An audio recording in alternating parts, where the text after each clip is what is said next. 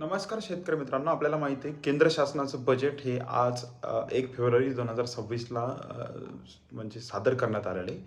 आणि मित्रांनो, या बजेटमध्ये शेतकऱ्यांसाठी नेमके काय निर्णय घेण्यात आलेले आहेत? शेतकऱ्यांना पायाभूत सुविधा देण्यासाठी किंवा डायरेक्ट मदत देण्यासाठी काय समजा निर्णय घेण्यात आलेले आहेत, याचा मित्रांनो सविस्तर व्हिडिओ आपण बनवलेला आहे.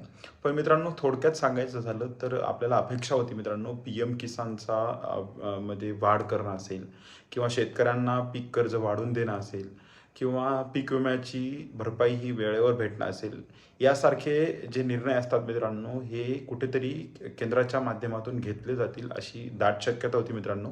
आणि अपेक्षेप्रमाणे मित्रांनो, दरवर्षीप्रमाणे केंद्र सरकारने शेतकऱ्यांच्या तोंडाला पानच पुसलेली इथं.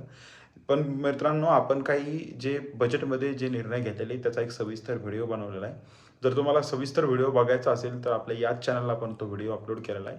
पण मित्रांनो, शेतकऱ्यांसाठी केंद्र शासनाने एवढा कृषीप्रधान आपला देश आहे, पण केंद्र सरकारने असे खास काही निर्णय ज्यातून शेतकऱ्यांना सध्या लगेच फायदा होईल असे कुठलेही मित्रांनो निर्णय घेतलेले नाहीत.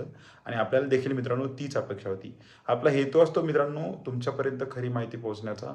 आपला व्हिडिओ जर तुम्हाला आवडला असेल तर तुम्ही या चॅनलला नक्की सबस्क्राईब करा. आणि तुम्हाला जर सविस्तर व्हिडिओ बघायचा असेल बजेट संदर्भात, तर तुम्ही आपल्या चॅनलवर व्हिडिओ अपलोड केलेला आहे, तो व्हिडिओ बघू शकता. धन्यवाद.